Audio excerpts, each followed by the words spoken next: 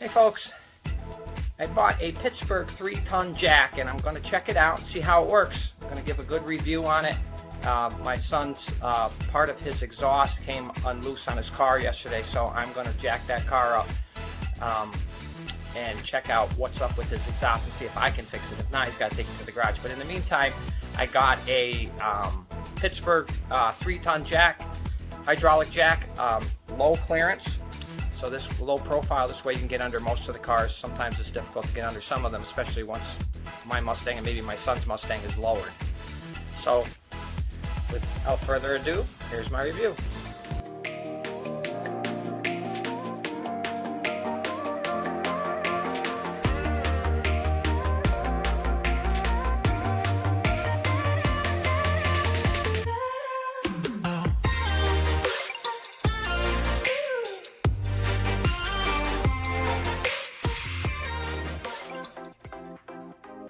Hi folks, this is Sheldon, your 518 traveler, coming to you from beautiful Ballston Spa, New York, which is just a stone's throw northwest of the capital city of Albany, New York.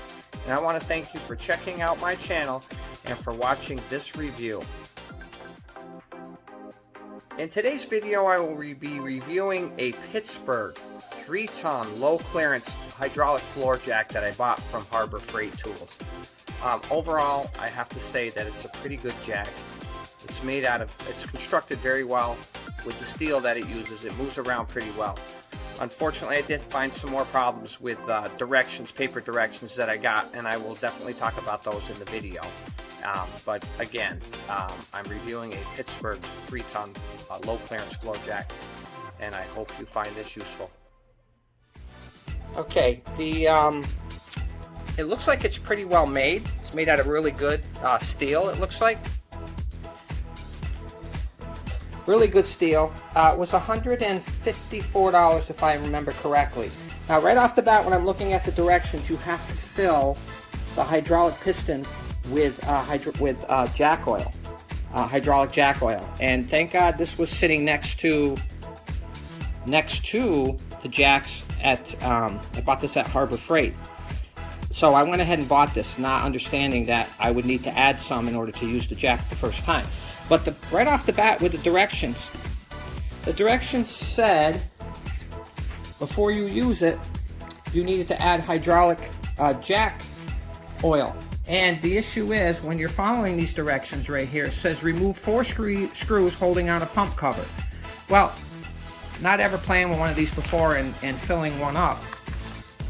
I'm looking on the directions. It doesn't show a pump cover.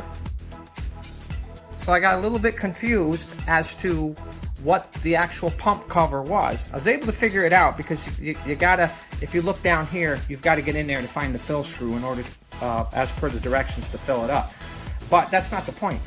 It's not even shown on the directions here what the pump cover is. So I figured it out just by looking and seeing if it's 4 screws. And this happened to be what it was. This right here. But again, if you're somebody who's just learning out, to be a backyard mechanic and try to fix your own stuff, that should be labeled on the directions, and it's not. It's no big deal. I got it off. There's 4 screws. The screws are on the floor right down here. There's the 2 I took out on this side, and there's the 2 screws that I took out on that side. So it also said to go ahead and remove the hydraulic fluid plug. And that was easy to find because that is on the directions, and I removed it right here. It's no big deal. Pulled that off. Okay. And there's where the fluid goes, right there. Now I already did what the directions said I had to do, which is put some weight on this piece right here, which is called the saddle, and then pump the handle fast a few times, and then see if you need to add fluid. I did have to add fluid in there. It's no big deal. I did what it said, and I put the fill cap on, the plug back in. So I'm just going to go ahead and put that right back in here. So it's full. I'm going to tighten that up. Now these 2 little caution things right here say safety valve, do not adjust. Safety valve, do not adjust. So I'm obviously not going to put my hands on those. All right.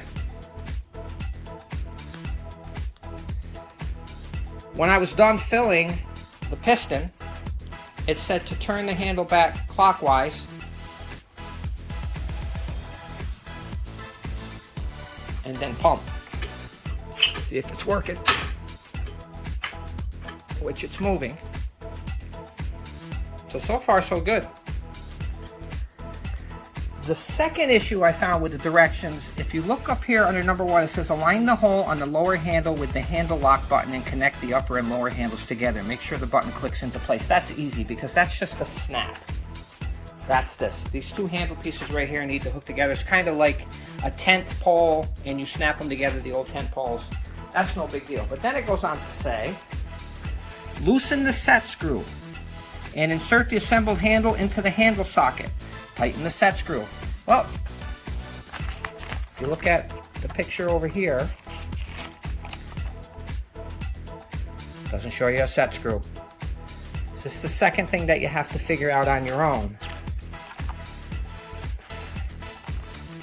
I'm looking at this here. I'm looking up here, saddle screw is 31. I'm looking for set screw part number 17. It says way up here. So part number 17,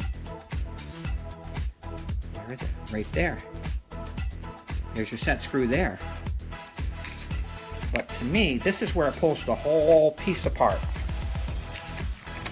It should be here, since these directions go right to it. I tightened up the set screw and then I pulled the jack out of the garage out to Jordan's car, his Mustang, to jack it up, see how the jack works.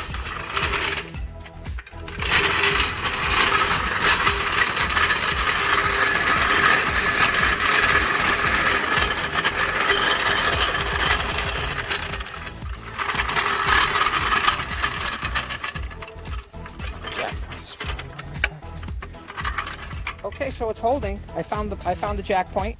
It's holding. No problems with it. Going right up.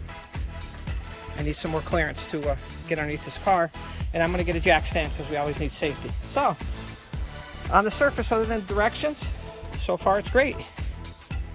And I'll get back to you. So unless I run into some sort of issue with the jack 6 months from now, a year from now, or something like that, it's not a bad jack. It works. It's a 3-ton jack, so that's, I guess, about 6,000 pounds it can hold. The Mustang probably weighs 32, 3,300 pounds, 34, maybe 36, I don't know. But that's way less than 3 ton. So overall, I would definitely give it an A to an A+. The directions are a problem, and actually in some of these reviews I've been doing, and sometimes when I put things together, the directions, there's something wrong with directions. Actual words are misspelled, and they're not, some of the sentences are not grammatically correct. And then now we're getting some directions where there's no writing. They're just black and white, drawn pictures of what you're supposed to do. So if you run into problems not understanding something, you have nothing explaining anything to you.